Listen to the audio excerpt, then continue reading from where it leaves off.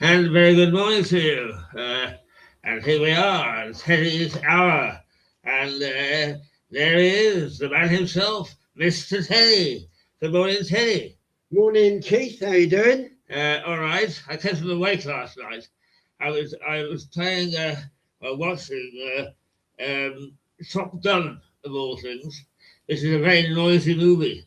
And I didn't realise that the sound was going right throughout the building. Sound travelled, Keith, it does, especially in these places. Just like the airplanes. Indeed, without doubt. So there you are, he's doing baggy irons for you. Yeah. Morning, all.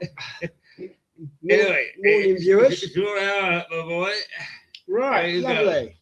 Right, well, weather-wise, firstly, the best weather in the Europe over the next week is the Canary Islands, where it's sunny throughout the week.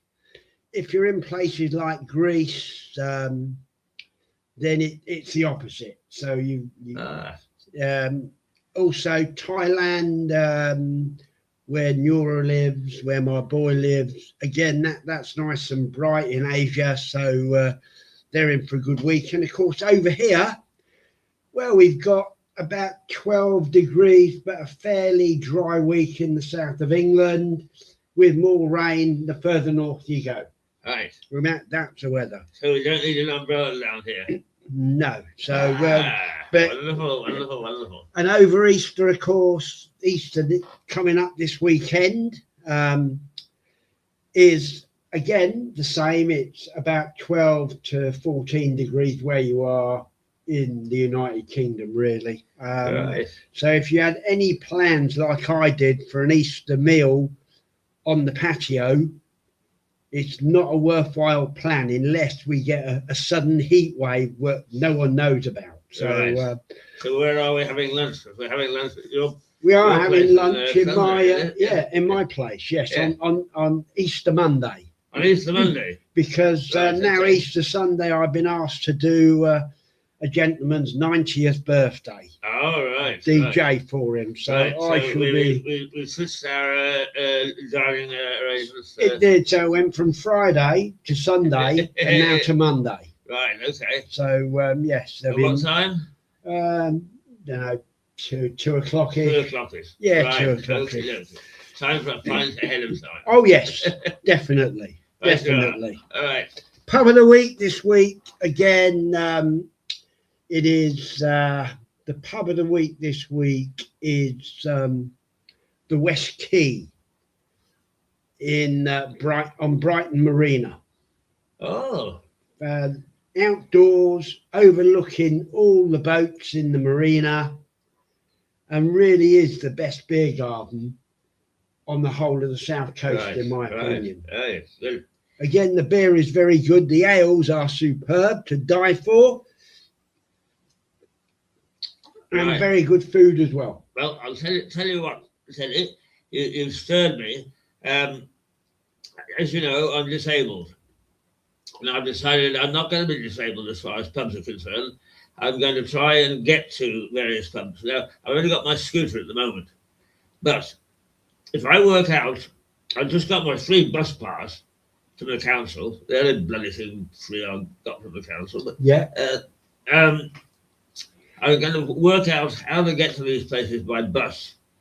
And the drivers of the local buses are very, very good. They are. Yeah, so they'll help me on and help me off. Yeah. And I'm going to try, it'll take me twice as long as it'll take you, but nonetheless, I'm going to try and sample a couple of pubs or so. Well, you here should. And there. You should. Yeah. You know, I mean, I have to plan it carefully, but.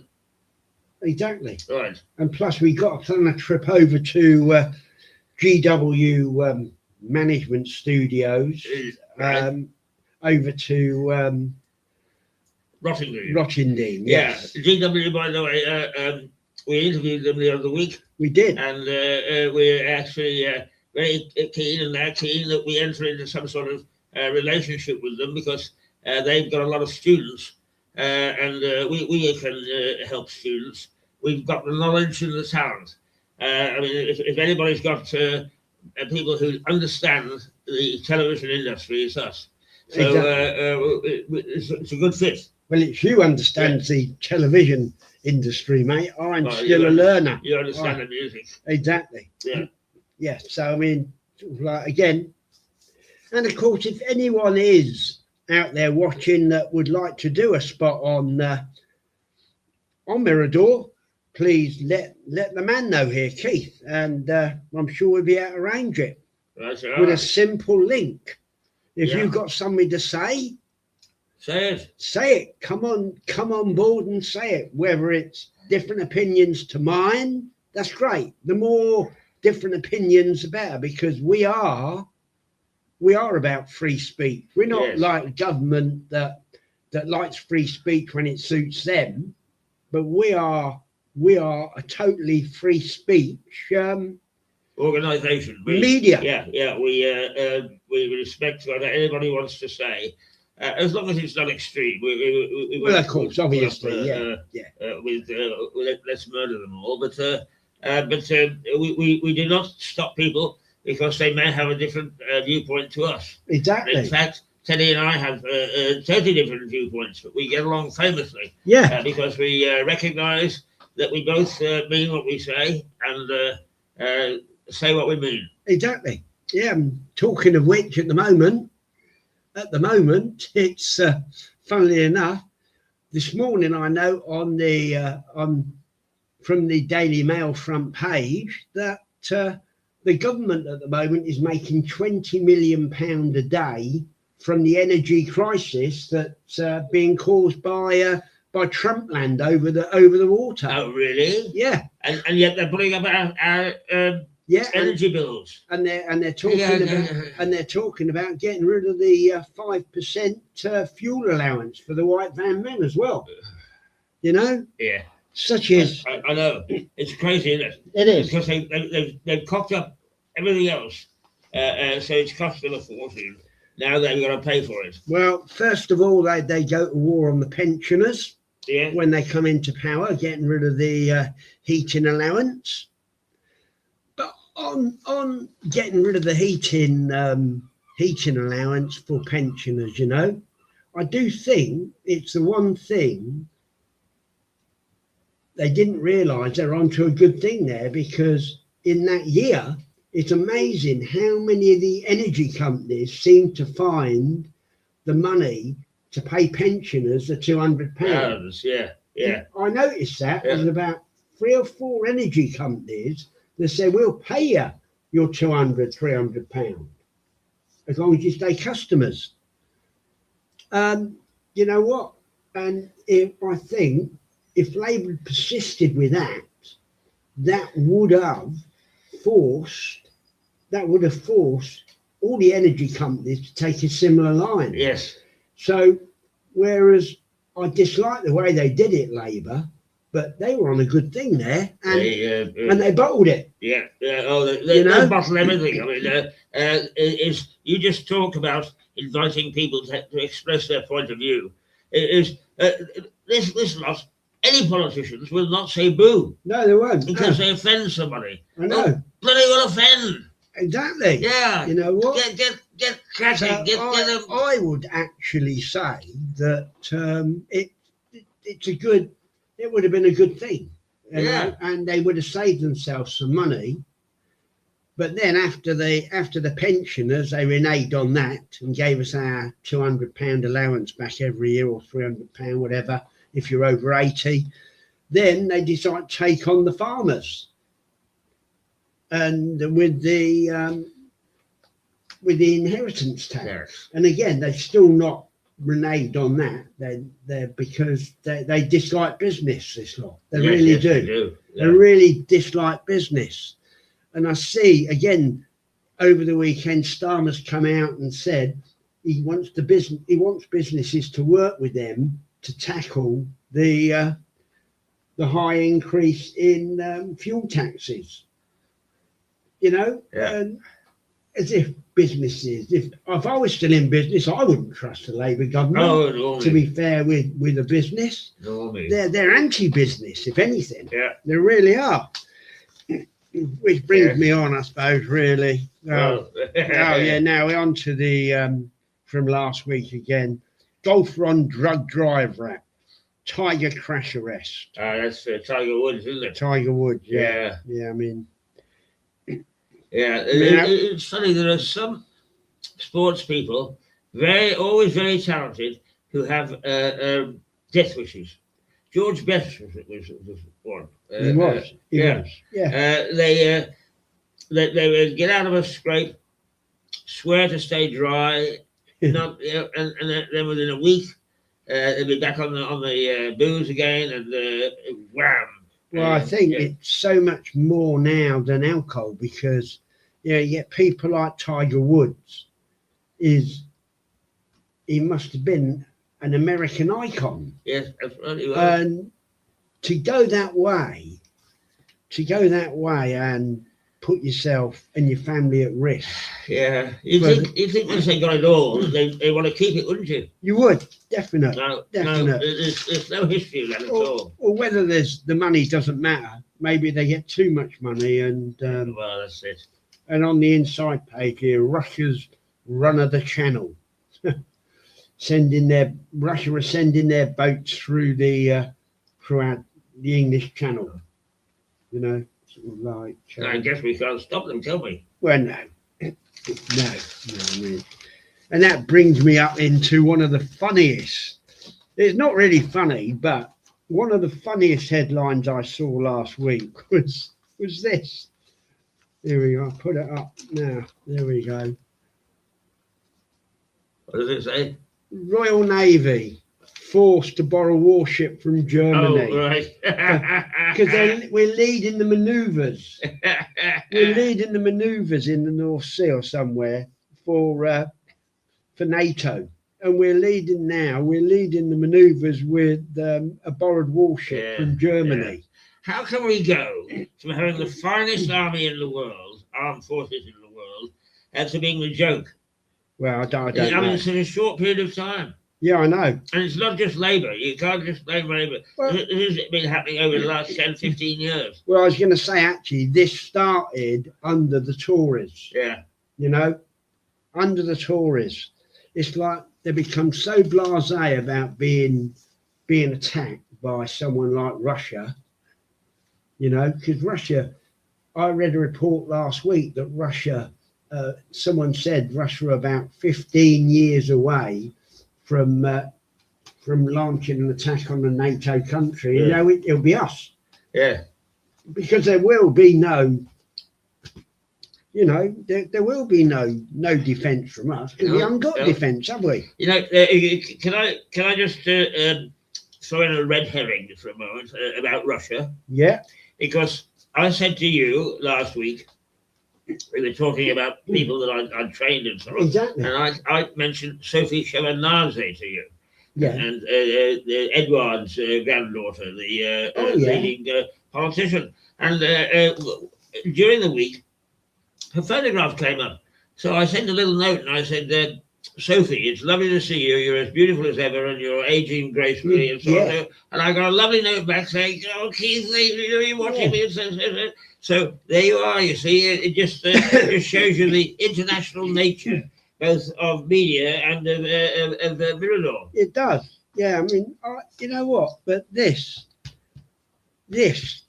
for me is the most damning. It shows exactly where Britain is in the world for defence. You know. Yeah. And we're forced to borrow warships from Germany. Yeah.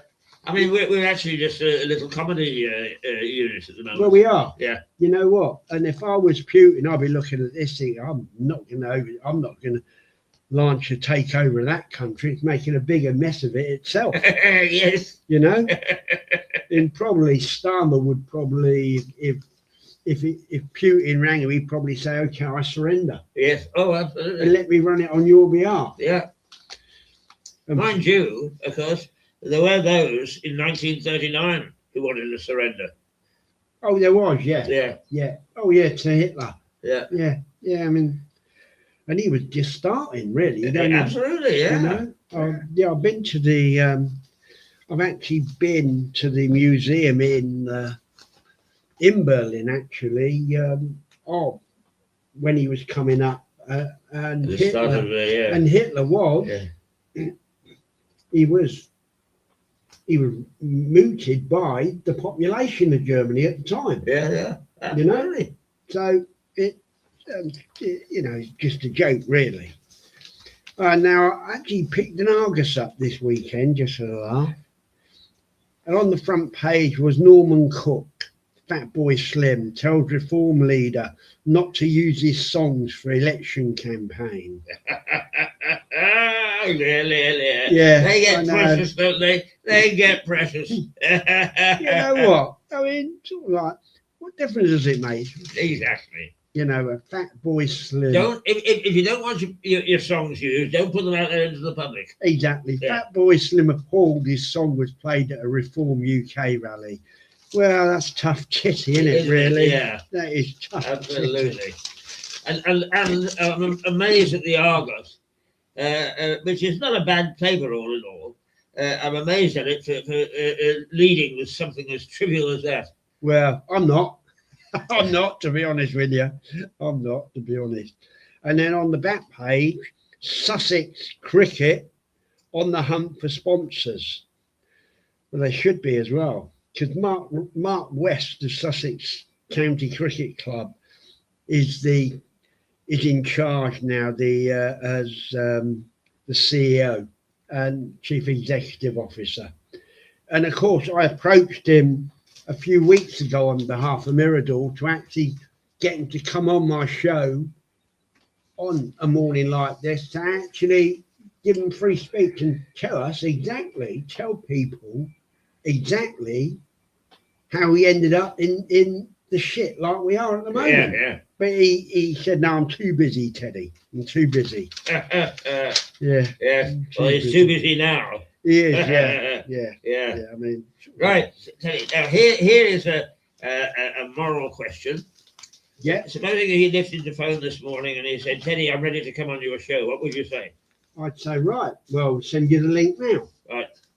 That's what I'd say. Right. Okay. Personally. Yeah.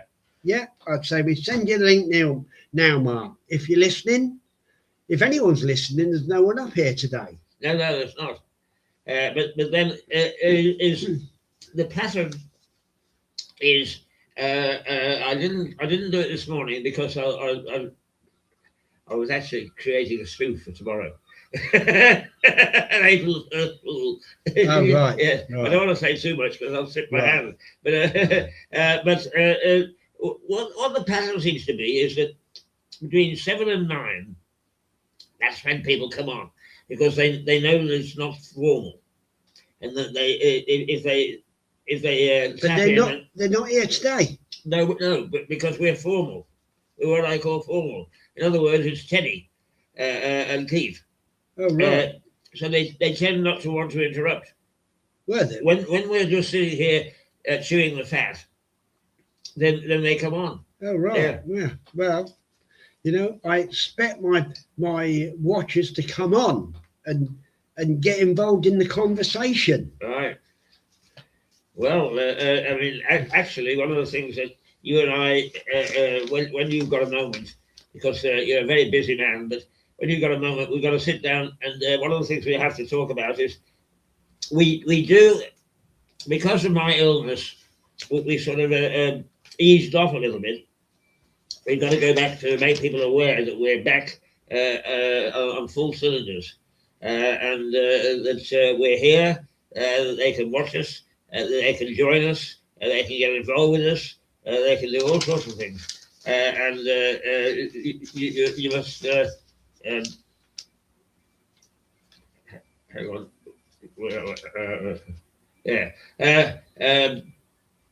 You must feel free to use us, because we're a community operation.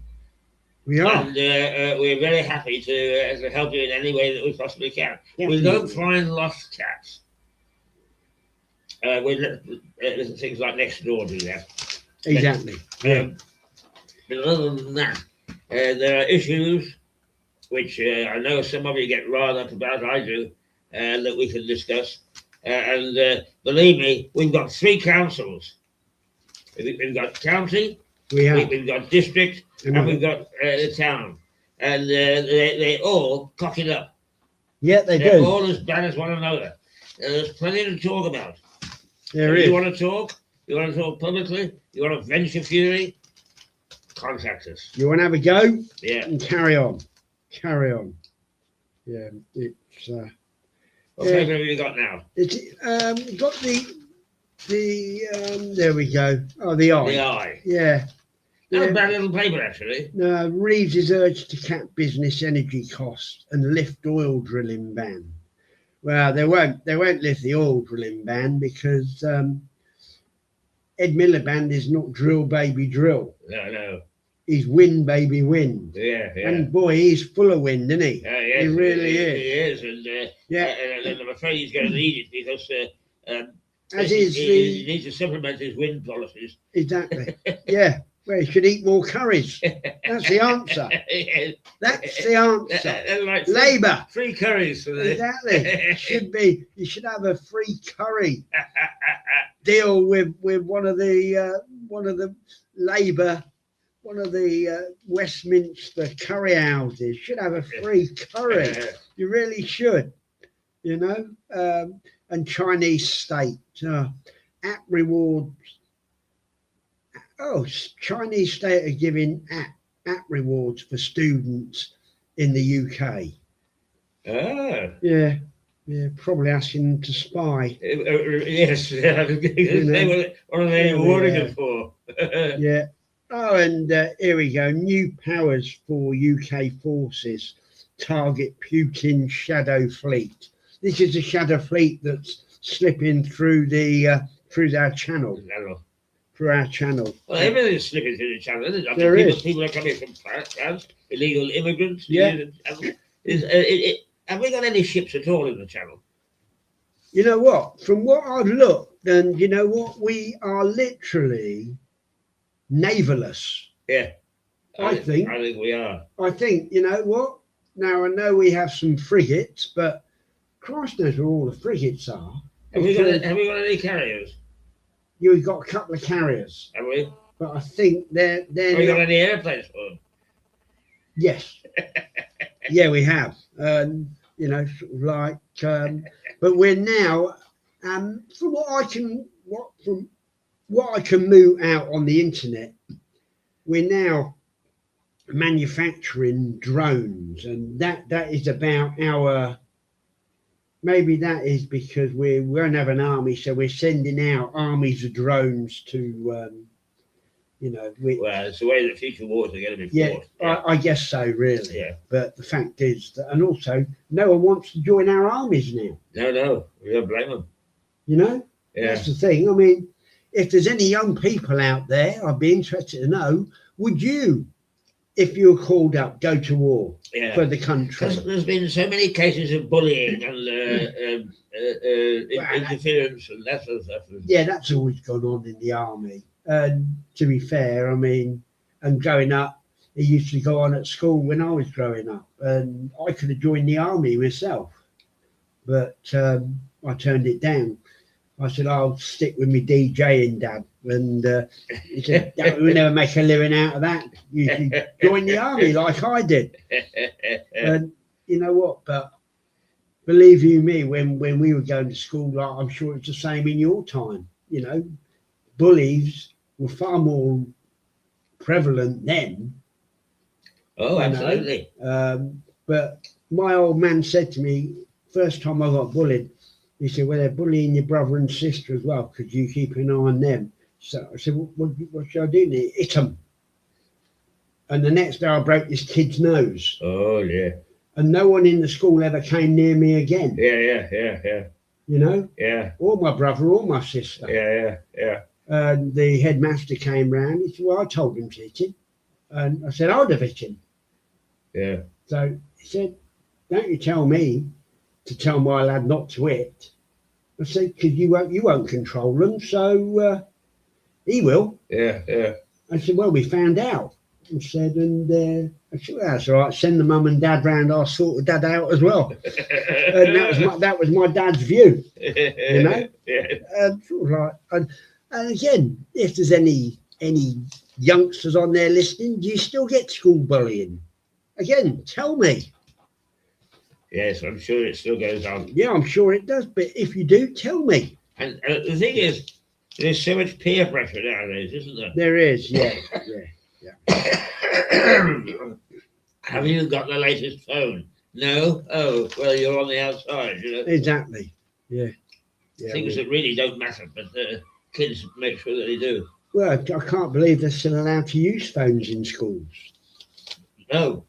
Actually, Kit Wood, our education man, says it's a real problem. Is it? Yeah. I would imagine it is, especially if schools don't stop it, but... You know, he said, you know, you can try and stop it. Yeah. But kids are kids, and they find ways around it, you know, and if they're using it illegally, that's 10 times worse than using it. Yeah, well, yeah, I mean, I can see the argument in that, to be honest. I mean, sort of like, and I suppose you're far better off persuading them rather than telling them. Yeah. Now, and again, my view, Ian Dunt, Trump is a disaster for Europe's far right. Populist leader who worshipped him now face the consequences. Apparently, Trump is what a lowest ebb in the polls, isn't it? Yes, he's not doing it all well. He's not doing it all well. Then again, most presidents are that way, aren't they? Yeah, they are. I mean, you only got to look at midterm. Yeah, well, you've only got to look over here, haven't you? Yeah. At Labour.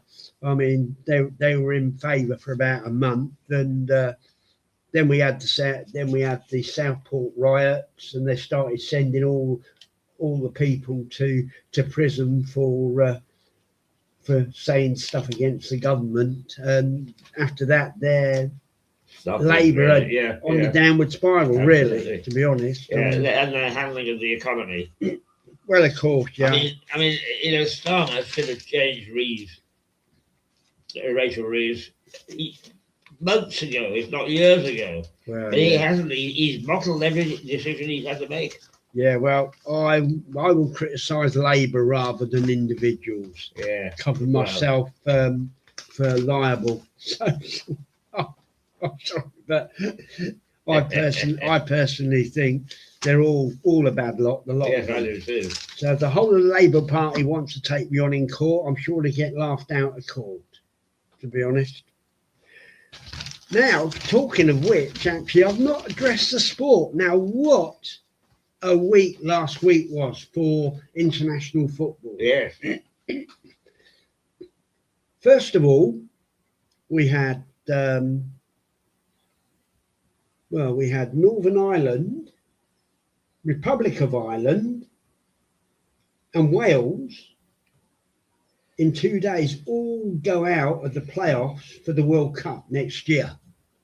Now, this absolutely, I watched the Wales game and I watched highlights of the Republic and of course the Northern Ireland game, and what a shambles.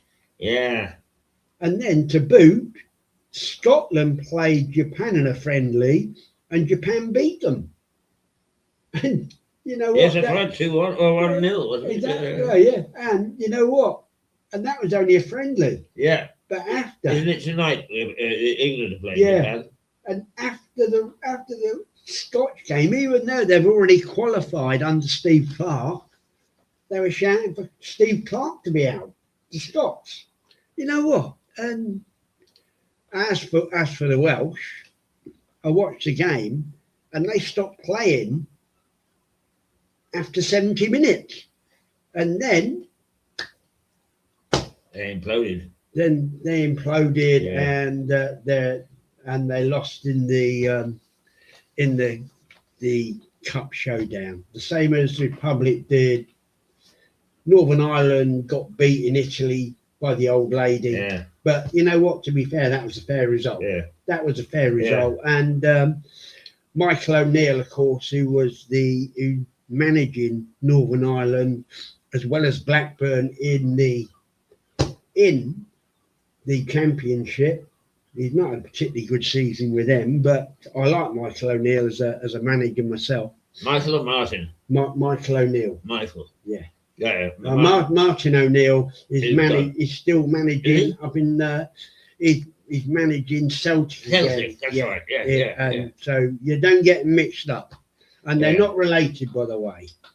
They're not related. So yeah, I mean, so I feel a bit sorry for Michael O'Neill because like they have the least chance of getting through to any because of the numbers of the population and the amount of players they have playing in the English game now. Yeah. But Republic of Ireland, actually, I quite like their striker, Troy Parrott. Now, he's a good striker, actually. He plays for an Italian team now, I believe, Kona or somebody. And he scored, and they were 2-1 up, and they ended up drawing, and then they lost in the playoff semi-final. So all in all, it was a really bad night for the home nation. Yeah, it was. Yeah. Which I suppose you can't have good nights every night. Yeah. I was on the board of Bangor Football Club in Northern Ireland when I lived there. I was a board member, and they were a member of what the equivalent was of the Premiership in Northern Ireland. And I was in charge of the media, as you might expect. Oh, right. And it was the only press box that had beer laid on. Really? Yeah. I mean, that's how antediluvian they are, And I mean, I knew most of the media, of course, most of the press, and they say, "Oh, Jesus, we love coming to your ground." I'm saying it must have been the most popular press box in the whole of Northern Ireland. Right. And I got the full support of the board to do it too. Well, yeah, I'd have turned up. I'd have turned up to do the reporting for the reserve games. I would. Give them a full headline. Yeah. So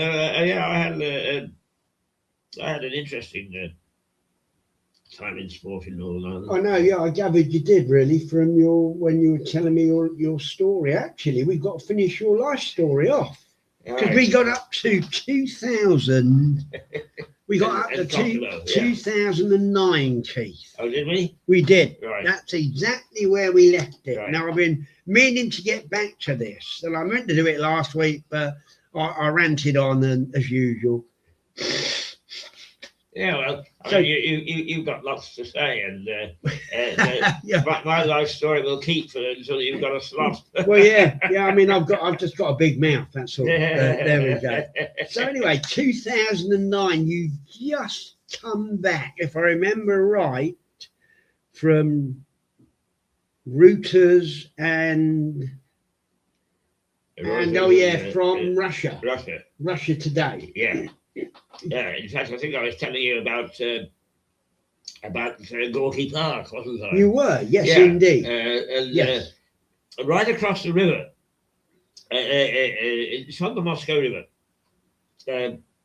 which is an interesting river because it's very winding and loopy. Really? Yeah. So, for instance, one of the hotels I stayed at, the river was there, and if you went out and turned left, you walk down a little avenue, and the river was there. It looped around, and when you actually went on a boat, there we go.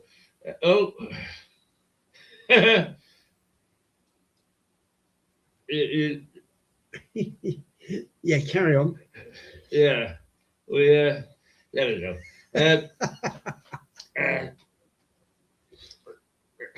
So you came out of the hotel to your left. You turn left and walk down a little avenue, and you ended up on the same river, but a loop later. Oh, If right. you'd have walked around, a couple of miles, you could have followed the river. Oh, right. And then you'd be back where you started. Yes.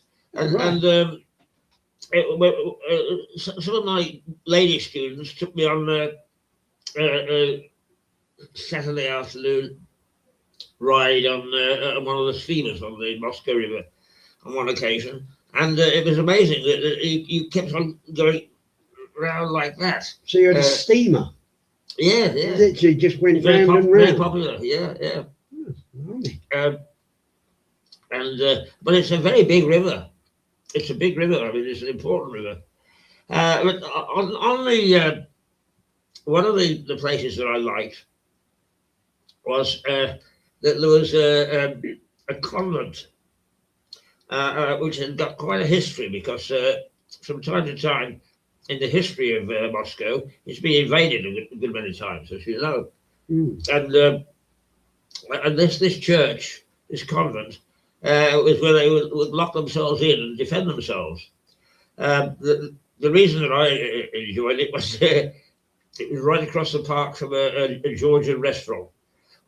And Georgian restaurants are just absolutely fabulous. They really are. Georgian food. And I've only been to Georgia once. I can't say that I particularly cared for it, but then I only saw one small part of it. And the one thing I do remember is walking through a wood, and there was a tiny little church right in the middle of the wood, an Orthodox church, and a priest. Even though it was tiny, it couldn't have been any bigger than this apartment, which is not very big. And the priest sat there and waited for people to come and visit him, and they did. I mean, they knew he was there, and it was like popping over into the church. And what were they waiting for? The priest? Yeah. He was waiting for his parishioners to come. The parishioners would go through the woods. I mean, I think that it had something to do with the fact that, the Russian continent is so big that people are very, very close to the earth. They're very close to nature. They love big forests and so on. Right. Certainly, that was my impression in Ukraine. One of the things about Ukraine was I was invited to this birthday party. These, once again, ladies drove me to a birthday party, and they said, this forest that we're going along, if you look, you'll see a little hump in the ground. And she said that was where, during the war, the partisans used to hide out when they were fighting the Germans. And that was their secret headquarters. Really? Yeah. And if you ever watched any movies about war in Ukraine or Russia or whatever, No. They always are in the forests. I mean, it's a huge country. I think it is something like 7 time zones in it. Really? Yeah. We're Russia. Yeah. And it's massive. Bigger than America. Bigger than America. Yeah. Oh yeah. Much bigger. Blimey. Yeah. And they tend to be very different in nature. I mean, you'll see people who with very Asian features, and they're Russian, because they're next door to Mongolia, and the Russians who look Asian are quite common there. Right down to the Russians of Moscow, as it were. Well, they're very Western in feature, of course, and the ladies are quite beautiful. They appeal to you. I would imagine they are. But the other oddity that I remember is in Red Square, the church bells call people to church, and you can see in the steeple of this one church, right smack on Red Square, a man pedaling like crazy to ring the bells. He's got pedals, right? Oh, what? That actually... Yeah, ring the bells. And I said to my host, God,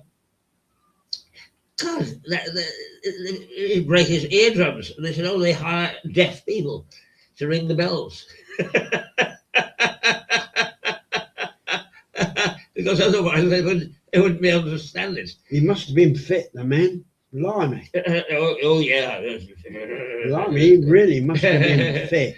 Blimey. Yeah, but I am a bit of a churchgoer, as you know. So I know. I went to several churches when I was there, all Russian Orthodox, but nonetheless different types of church. And one, I went in. There were no pews. You just stood, and I stood with my hands behind my back. And this little old lady came up, and she began to give me a stick. I didn't understand why. And then she grabbed my arms. I must not stand in the presence of God with my arms behind my back. It's disrespectful. Really? Yeah. And then another, the priests come out and out like weathermen, Yeah. They come in and out of these little doors. While they were doing that, suddenly the most beautiful ladies choir singing started. And there was a chorus of nuns. And they really did have beautiful voices. Beautiful, beautiful voices. And I thought, oh my God, how do they recruit people like that? To be nuns. I mean, they were firstly nuns and secondly choristers, not the other way around. And it was just absolutely marvelous. It was absolutely marvelous. Amazing. Yeah.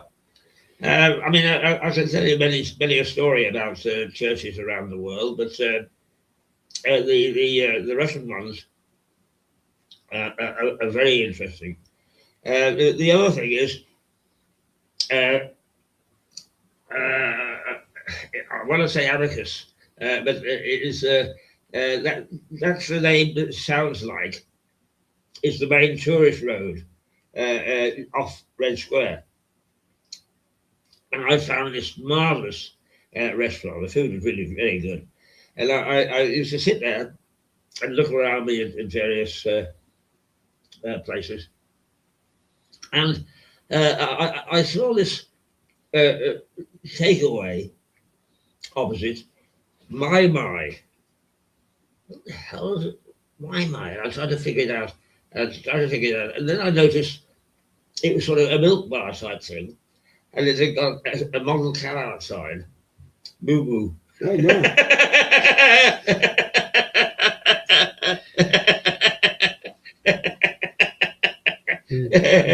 So not like the Milton Keynes one that never says anything. No. So that's a bit of Moscow for you. And I really do like the Georgian restaurant. So there's one that actually on the barge, on the river.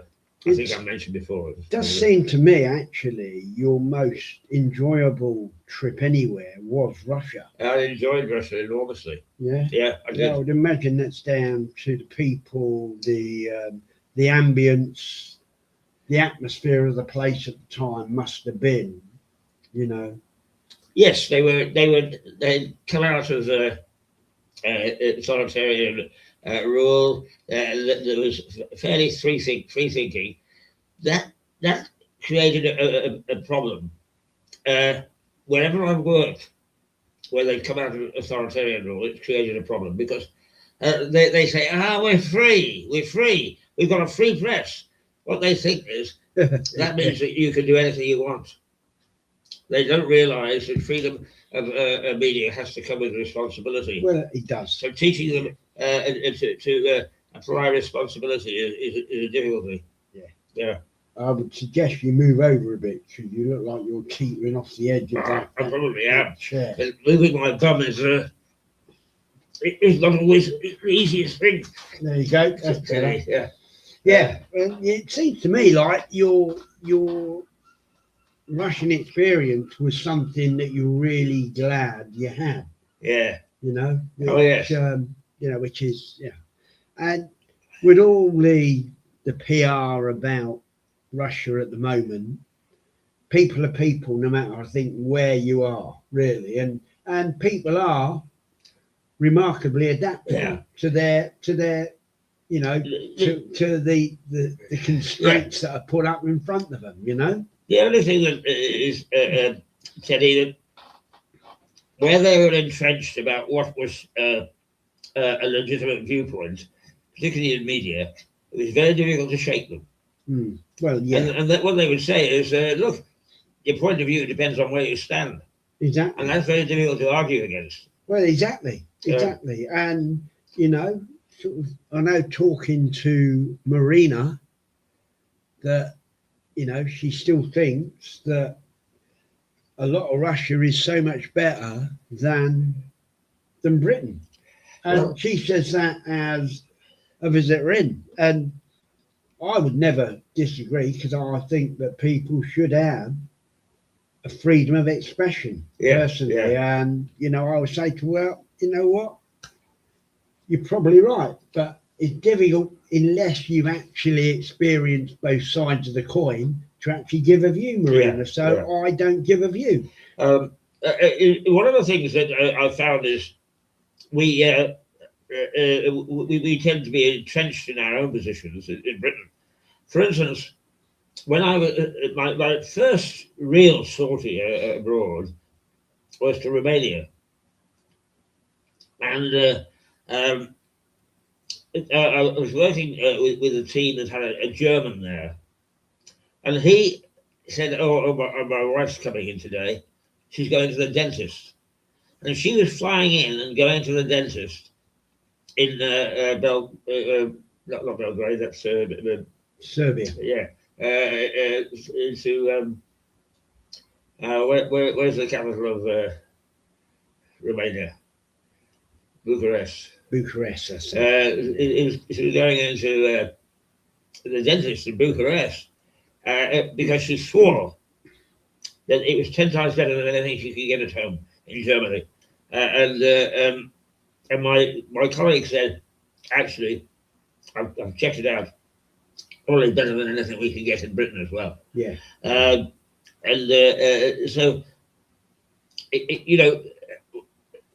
you can't get anybody to admit that dentistry in Britain isn't as good as elsewhere in the world.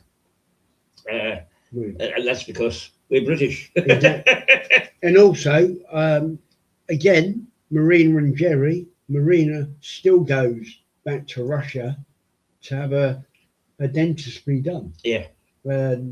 Because she's still a Russian citizen, even though she lives over here with Jerry. She said, I go back over. And Jerry comes over, has a week in Belgrade, and I have a few days with family in Russia, have me dentistry done. And she said, it's still far better. Yeah. I mean, to be honest, I feel quite lucky. Since I moved to Lewis, I found a really good dentist, which I passed on where we live to several people about the dentist I use, because they are very, very good. And they are. So. Yeah. But you know what? It only took me 60 odd years to find them. I understand why they go back, why she goes back. And plus she's still got family over there that, when Jerry's fit, she'll be going back again, I guess. Yeah. So, it's... So, from Russia, you before you set up Mirador, what did you do? I was in Kosovo. Basically, I ended my my career in Britain because of retirement age in 2000, and my first sortie was that sortie abroad to Romania, as I talked to you about. Yeah. And then I came back, and I got a phone call, and or at least my wife got a phone call. I came in, she said, "Oh, somebody from America called and said you'd asked to go to Kosovo." And I said, "I asked to go to Kosovo," and she said, "Well, that's what they said." So I said, "Well, there's been some people tracing me from Austin in Texas to go out there and run a business station for them. They said, I'm loath to because they think that $1 is a pound. So their salaries are about a third less than they get here." Yeah. But I said, I suppose I better take the call. Anyway, the call came, and this chap said, "Hi, Keith, I understand that you would like to go to Kosovo to be in charge of a media project there." And I said, "Well, yeah, I'll listen." And he said, "Well, this is the project, blah, blah, blah." And then he said, "And this is what we're offering." And I went downstairs to my wife and I said, "We've got to think again." The salary was bloody good, and the benefits were very good. Were they? Yes, they were. And so better paid than a lot of the people that were actually working there then. yeah. But so after I went to Kosovo, on my first day in Kosovo, when I arrived, it was peeing down with rain. I guess it was early spring. Yeah. And I phoned my wife that night and I said, I've got second thoughts about coming here. It's bloody awful. But I'll stick it out for a week or two and see. Just see. I'm glad I did because once again, that was a very enjoyable time in my life. But I had to go to Serbia, and the Serbs and the Kosovars love one another like yeah. So I went up to Serbia for a couple of weeks, came back down, and it had dried out a bit by then, so I got stuck in, realised there was a job to do, and I started on a recruiting campaign. The first thing I did was hire a lady as an accountant, and I had the unenviable task of sacking the guy that was before her. But his idea of accounting was he had one of those sets of trousers with lots of pockets in it, and he would take money from here and put it to here and put it to here and put it to there, and that was his accounting process. And we were talking about £6 million. I mean, not small amounts of money. So I recruited her. Well, we did what they weren't used to. We put an open competition, and we brought people back a second time and a third time. And my colleague, who I never met before, but he remained a friend for the rest of my life. He said, "There's one lady," he said, "she's a cracker, but I don't know whether you'll be able to live with her because she's very forthright and so on." Anyway, this lady came in, and I found her not unpleasant. And then I asked her a question, and she more or less turned around and said, "And I'll sort you out as well." And I thought, if she's got the courage and the guts to say that to the boss, The guy, she's the one for me. Definitely. And she turned out to be not only a cracker, but she looked after me. She made sure that the books were absolutely clean. I'd say, So you could I sleep. think it's not. I think it's time we have a nice meal for all the crew. Yeah. Very well, she said, "I'll sort it out. Don't worry yourself about it." and that was a lady called Lena. Lena, you tell her. And Lena would make sure that I was properly looked after and all the funds were in the right place. But we'd have a Monday morning meeting and she would come in and she would start to launch into all the rest of the staff. I had to calm her down. But we got the thing going. We got a good team around us. And I was always very proud because Kosovo is a male-dominated society. Yeah, women don't stand a chance. Like Serbia, I would imagine, as well. Absolutely. The Balkans, generally like that. And when I left, we had a staff of 22, and 18 of them were women. And they were crackers. They were really good.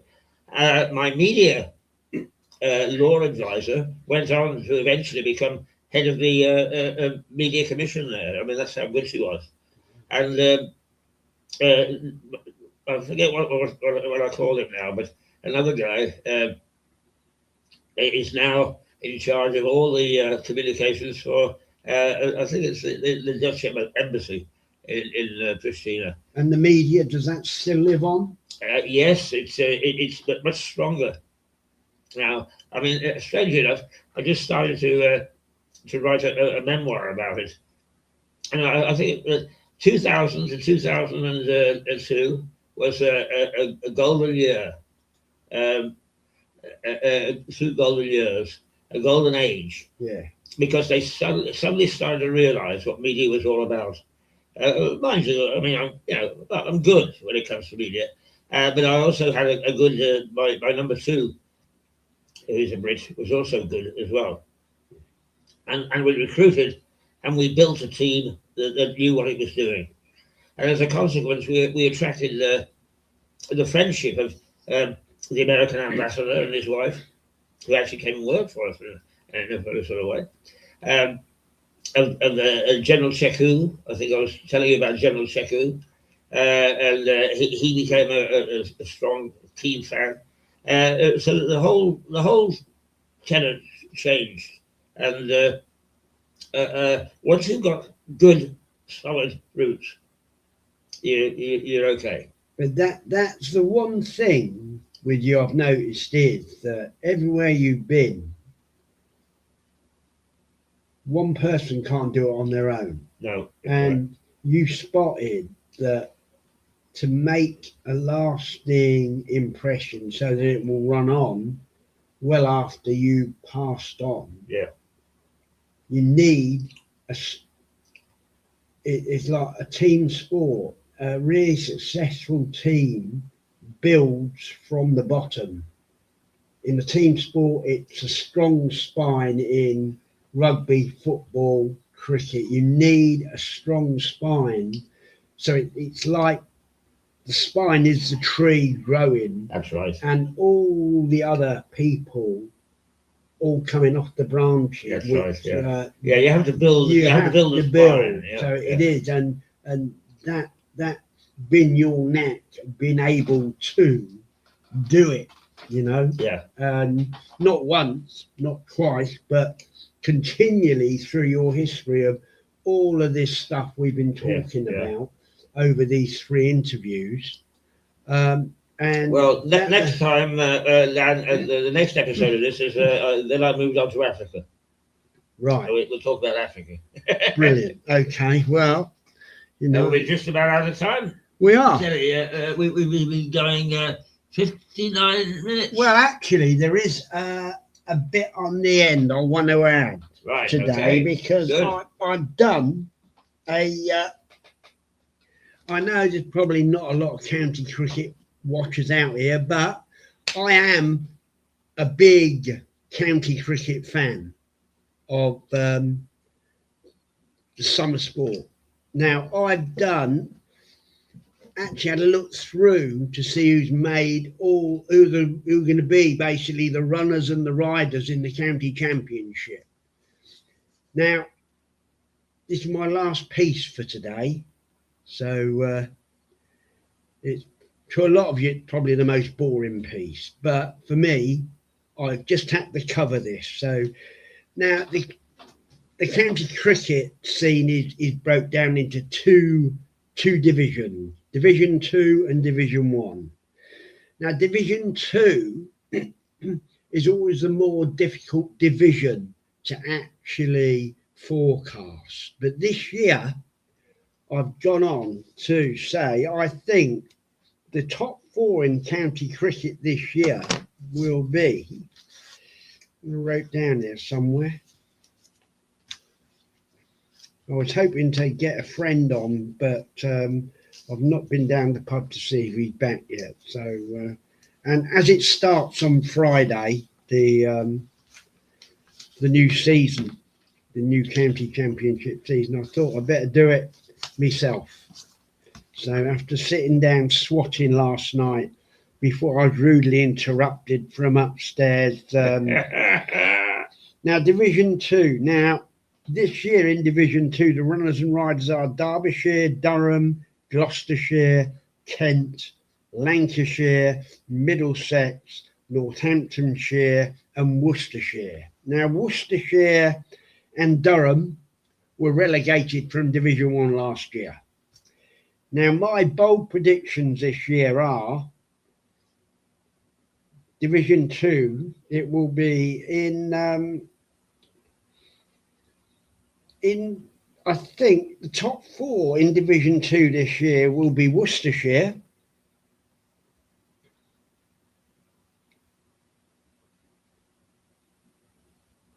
Kent,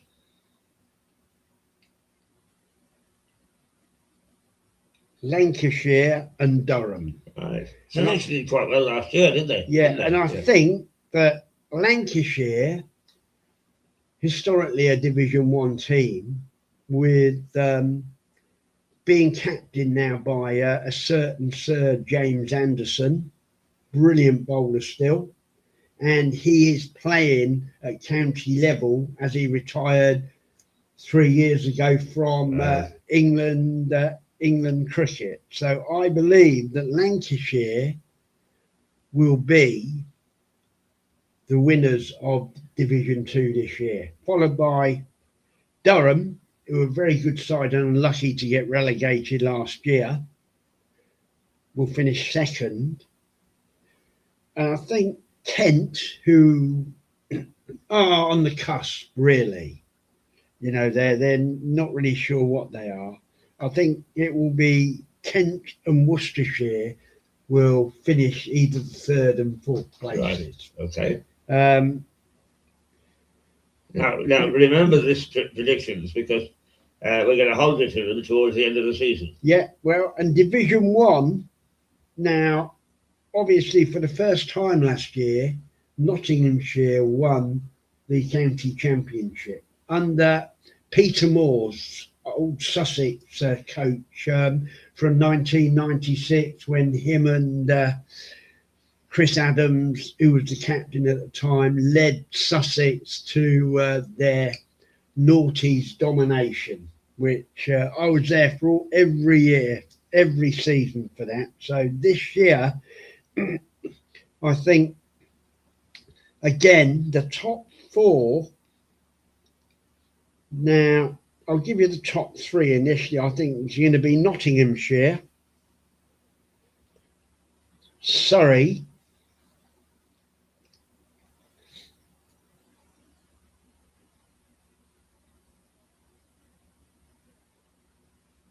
and Somerset. Now, left the 4th team because my dark horses this year again for the top 4 are Yorkshire. Now, they've been rebuilding steadily over the last 5 years, right, following Sussex in their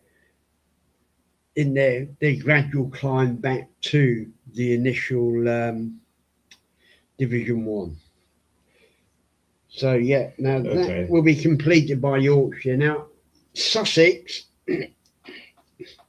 unfortunately, have had a lot of off-field problems this year, as I've said over the last few weeks. However, I do think, despite having a 12-point deficit to make up, I still think that Sussex will finish 5th or 6th. I don't think we'll be in trouble because under Paul Farbrace as coach, he's a great coach and a really good communicator as well. I've watched him in... what are the problems they've got off field? Well, they basically spent too much money, as usual. Now, this is the thing with when you have a county that gets too big for its boots, and also having no one in the boardroom that bothered looking at what was coming in and what was going out. They were just paying out. So they've just ended up with deficit, being bailed out by the ECB with an ECB loan for the next 3 years. So Sussex really are where they deserve to be. And I knew something was up. Right at the end of last season, when Sussex signed a couple of Gloucester players, Danny Breezeback as player coach from Warwickshire, and they all signed before the balance sheet was put in. So someone in the hierarchy at Sussex knew that we were going to be in trouble. Someone knew we were going to be in trouble in the boardroom at Sussex County Cricket. And this is one of the questions I would have asked Mark West. And I saw it straight away. It flagged up because I'm trained bookkeeper and an accountant, even though I haven't never took the exams, but I know when something's not right. You know, and I knew there was something wrong last season. And everyone that I spoke to at Sussex, well, we didn't know. I said, of course you knew. Someone knew. Someone knew. So the ground got to know, haven't they? And you know